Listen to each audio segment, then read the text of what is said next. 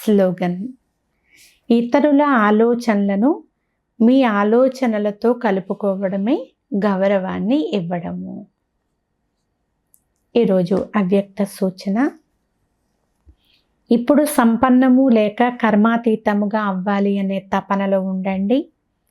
కర్మాతీతముగా అయ్యేందుకు కర్మ బంధనాల నుండి ఎంతవరకు భిన్నముగా అయ్యాము, లౌకికము మరియు అలౌకికము, కర్మ మరియు సంబంధము రెండింటిలో స్వార్థ భావము నుండి ఎంతవరకు ముక్తముగా అయ్యాము అనేది చెక్ చేసుకోండి.